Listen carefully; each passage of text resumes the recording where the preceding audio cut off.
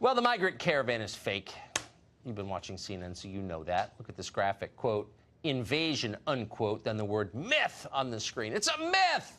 A pernicious one, too. Is it actually a myth? Well, filmmaker Ami Horowitz decided to find out himself. He went to Mexico looking for this fake caravan. He found a real caravan, and he filmed it.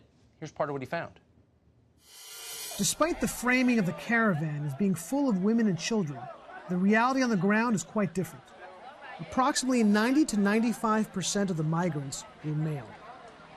The major narrative being pushed by the press has been that the migrants are leaving Honduras because they are escaping extreme violence and that their lives are under constant threat, setting up the strategy that they would be able to enter the U.S. by asking for asylum. So I started by asking them a simple question. Why are you coming to America? Bueno, voy buscando una mejor vida económica. Vine a trabajar allí a Estados Unidos. A ver si podemos trabajar allá porque en Honduras no hay trabajo. There's a massive logistical effort underway, akin to moving an army, and is clearly costing someone millions of dollars for the transportation, food, water, medicine, and services that are being provided for the members of the caravan. The Mexican government also seems to be sending police to escort the dozens of buses and trucks that are ferrying the migrants and supplies along the route to the next destination. Ever present among the thousands of migrants are workers of Pueblos Sin Fronteras, clad in black t-shirts and colored vests. Pueblos Sin Fronteras means people without borders. They're the ones that seem to be most involved in organizing and mobilizing this caravan. The organization, as the name implies, is looking to create a world without borders, which seems to be one of the reasons why they organized this caravan in the first place, to flout American sovereignty. While it does seem as the majority of these migrants are friendly and simply trying to make a better life for themselves and their families, there's an undeniable element of the migrants who are violent and dangerous. And many of the migrants know this, and some have experienced it. En el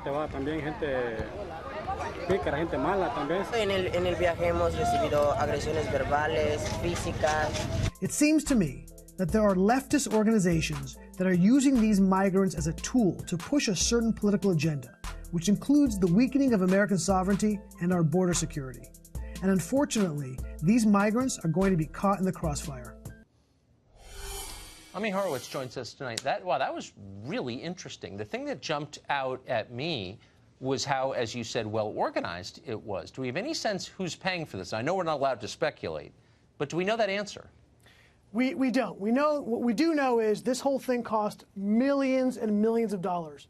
And the mainstream media, and there's so many layers to this onion to peel back, it's hard to know where to begin. But one of the lies, the fake news, if you will, that the mainstream media is trying to propagate is the fact that this is all this weird, this organic thing, and all the water and the food and the medicine all dropped from manna from heaven. It's baloney. It's all highly organized.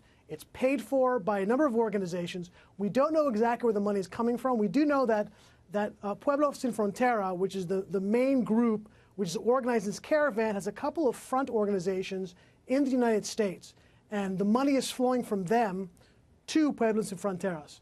We know there are some leftist groups. I know it's forbidden to say that Soros is part of it, but Soros has in fact funded at least some of those groups in the past. So we don't know where the money is exactly coming from. We know it's not coming from Honduras.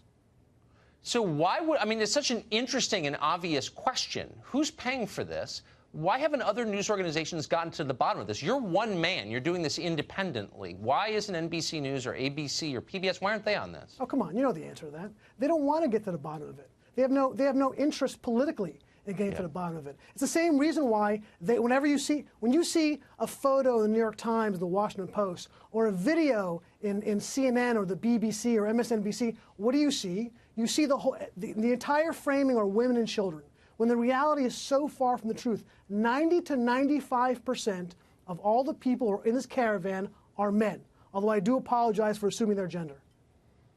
They're liars. That's the answer. That's why they're not reporting it, and you are, because they are liars. Ami, thank you for that. That was valuable and really interesting. I appreciate it. My pleasure.